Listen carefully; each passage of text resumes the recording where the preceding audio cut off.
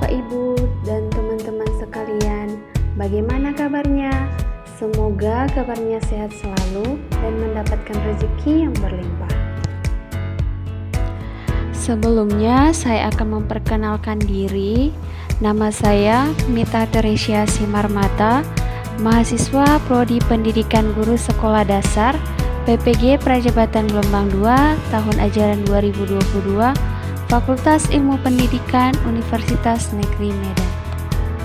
Untuk video kali ini, saya akan membahas mengenai pembuatan perangkat pembelajaran dengan mengkombinasikan dua atau lebih software aplikasi. Dimana yang pertama itu modul ajar, kedua PowerPoint, yang ketiga bahan ajar, keempat lembar kerja peserta didik, dan yang terakhir adalah lembar evaluasi. Dalam video ini, saya akan menjelaskan berdasarkan perangkat pembelajaran yang sudah saya buat sebelumnya. Gimana caranya? Ikuti video ini sampai habis. Nah, yang pertama yaitu modul ajar. Saya membuat modul ajar menggunakan Microsoft Word. Adapun langkah-langkah untuk membuka Microsoft Word dalam pembuatan modul ajar, kita harus membuka lembar kerja pada Microsoft Word. Kemudian, setelah lembar kerja pada Microsoft Word terbuka, kita mulai mengerjakan pembuatan modul ajar. Ada beberapa hal yang perlu diperhatikan dalam pembuatan modul ajar. A. Yaitu informasi umum, di mana pada bagian informasi umum terdapat identitas sekolah yang meliputi nama penyusun, satuan pendidikan, tahun, jenjang pendidikan, kelas atau fase, dan alokasi waktu. Kemudian kompetensi awal, profil pelajar Pancasila, sarana dan prasarana yang digunakan, target peserta didik, model pembelajaran yang digunakan, pendekatan pembelajaran, dan metode pembelajaran. B. Komponen inti. Pada bagian komponen inti terdiri dari capaian pembelajaran atau CP, alur tujuan pembelajaran atau ATP, tujuan pembelajaran, pemahaman bermakna, pertanyaan pemantik, dan persiapan pembelajaran. Nah, pada persiapan pembelajaran ini kita harus merancang modul ajar terlebih dahulu, kemudian membuat LKPD, menyiapkan PowerPoint, dan yang terakhir menyusun asesmen. Selanjutnya kegiatan pembelajaran. A. Kegiatan pendahuluan. B. Kegiatan inti. Pada kegiatan inti, menampilkan video mengenai melihat karena cahaya. C. Kegiatan penutup. Poin selanjutnya yaitu asesmen, pengayaan dan remedial, dan yang terakhir adalah refleksi peserta didik dan guru. Pada bagian C terdapat lampiran yang meliputi lembar kerja peserta didik, buku bacaan guru dan peserta didik, glosarium, dan daftar pustaka. Setelah pembuatan modul ajar sudah selesai, selanjutnya menyimpan modul ajar pada file di bar Microsoft Word dengan kita mengklik Save As yang terdapat di sebelah kiri layar, kemudian pilih lokasi penyimpanan file dan kita save. Yang kedua yaitu membuat PowerPoint atau PPT. Saya membuat PPT atau PowerPoint ini dengan menggunakan aplikasi Canva. Nah, untuk pengaplikasian Canva ini, kita terlebih dahulu masuk ke situs web Canva. Kemudian, kita login menggunakan akun kita.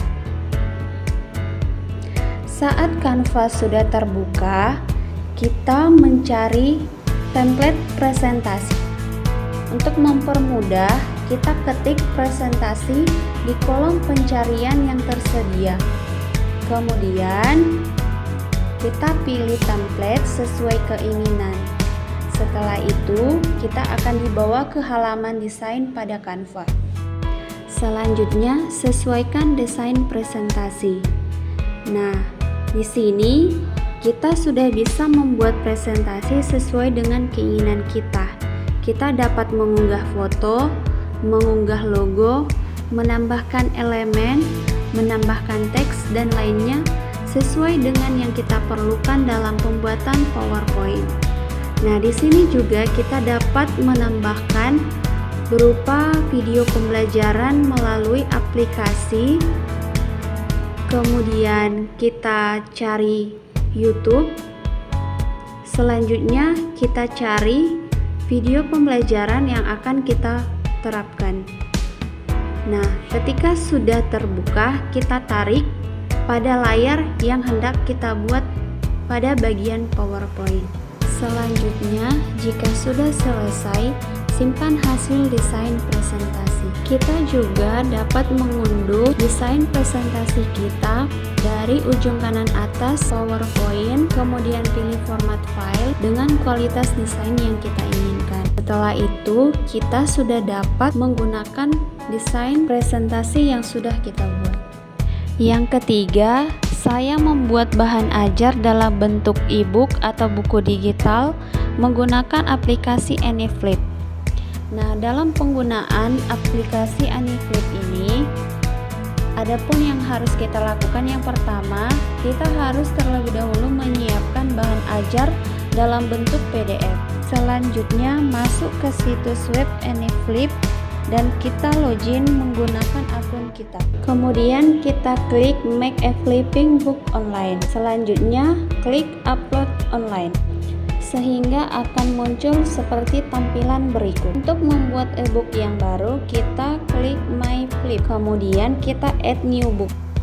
Selanjutnya, kita akan diminta untuk membuat judul, deskripsi, kata kunci dari bahan ajar yang akan kita buat. Nah, judul yang saya buat yaitu bahan ajar IPA dengan deskripsi B. Melihat karena cahaya dengan kata kunci kelas 5 SD dan dengan kategori education. Selanjutnya kita upload PDF yang sudah kita siapkan sebelumnya. Kita tunggu sampai bahan ajar dalam bentuk PDF terunggah pada e-book. Ketika tampilan sudah seperti slide ini, selanjutnya kita buka template. Di sini kita akan memilih template yang akan kita gunakan pada bahan ajar. Caranya kita pilih template-nya, kemudian kita double klik, maka template pada bahan ajar kita akan berubah. Dan inilah bentuk buku digital atau e-book yang dihasilkan dari penggunaan aplikasi AnyFlip. Nah, kita juga bisa membagikan bahan ajar ini dengan menggunakan link yang tertera pada bahan ajar. Yang berikutnya yaitu pembuatan lembar kerja peserta didik menggunakan aplikasi Canva. Berdasarkan penjelasan saya sebelumnya, dalam pembuatan PowerPoint yang menggunakan Canva, sama juga halnya dalam membuat lembar kerja peserta didik menggunakan Canva.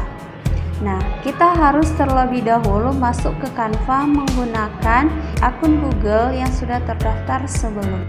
Kemudian, kita dapat mencari lembar kerja peserta didik untuk memulai membuat. Dalam pemilihan template, kita dapat mencari template untuk berbagai tema yang terdapat pada perpustakaan lembar kerja peserta didik pada Canva. Nah, di sana jika kita sudah menemui yang kita sukai, kita tinggal klik untuk memulai desain. Nah, dalam pembuatan lembar kerja peserta didik, kita juga dapat bereksperimen dengan fitur yang ada pada Canva.